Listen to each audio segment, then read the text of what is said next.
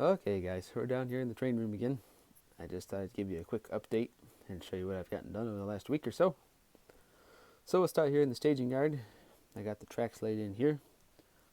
It's a 4-track staging area, and the way it's going to work is these 2 tracks here will function as the outbound.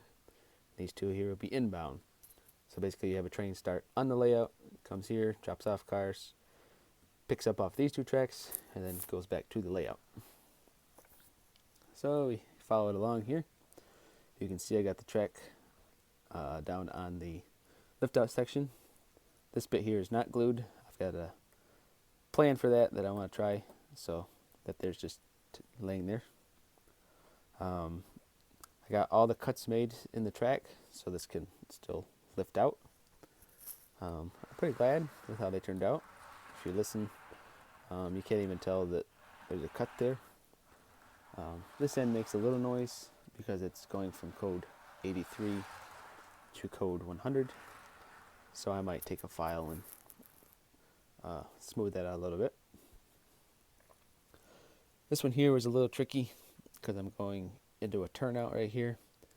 So I had to fiddle with it to make sure it lined up, but it seems to work pretty good. I put a couple nails in the track to make sure it doesn't move. And right now cars will go over it, no problem. So all 3 tracks work right now.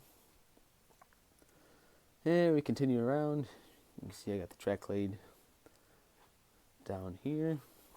I didn't use the Walters curve turnout here, mainly because I don't see them a lot in real life, and it was going to end up right here on this joint between these 2 sections. So I opted just to not use it and instead just put a number 5 in here, and it works just fine. It does what I want it to. So we continue around the curve here.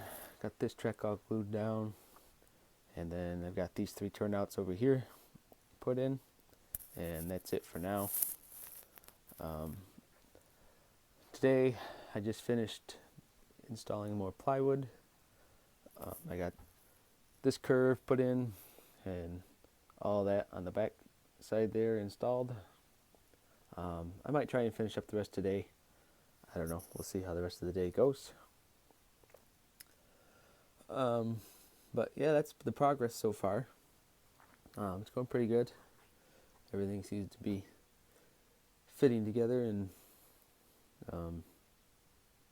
following the plan that I had made up. There is one thing I wanted to bring to your guys' attention. If you noticed in my last video, I said that I'm using Atlas Flex Track and the Pico turnouts. I'm going to advise not doing that. Mainly because of these little guys right here, the joiners. The joiners I bought are Pico joiners. It was said that they work good because they give a nice tight fit, even for the Atlas track. Well, it is a very tight fit. They go on the Atlas track very hard.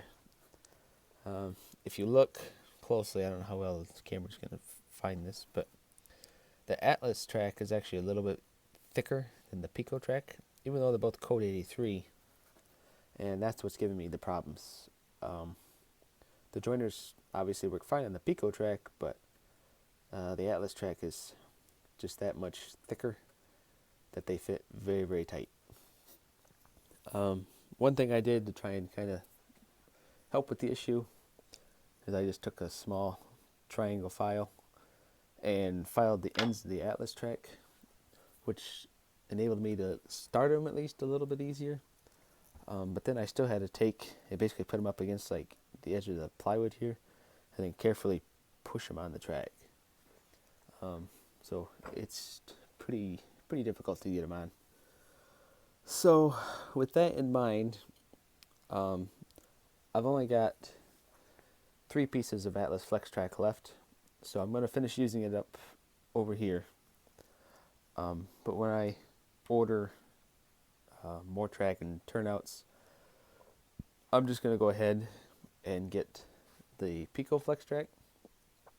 I looked at the website that I got my track from, and it's only going to cost me like $1 more to get the Pico track, so that's going to be $1 well spent in my mind, just because it's going to save me a lot of headaches, because I'm not even halfway done laying track yet, and it's already driving me crazy. So yeah, just to forewarn everyone, I would not mix the Pico and Atlas track. I mean, you can do it. I mean, you can make it work, but you're going to have a real difficult time with these joiners. I thought about getting the Atlas joiners, but then I was afraid in areas where, like, over here, it's two Pico turnouts coming together, and I didn't want this to be loose. I still want it to be a tight fit. So that's why I used the Pico joiners. So that's one thing. I guess one other thing that I did, just to kind of add some realism, if you look at these hopper cars, you can actually see that the closer ones sit lower. That's because I used N-scale cork road bed for that. It just helps to add in the realism of sidings and spurs not being maintained like the main line is.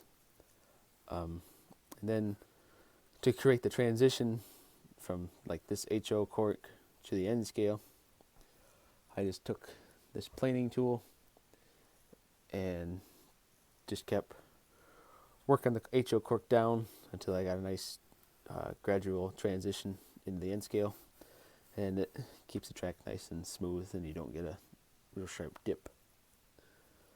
So anyways, guys, that's what I've gotten done. Thanks for watching, and I will see you guys in the next video.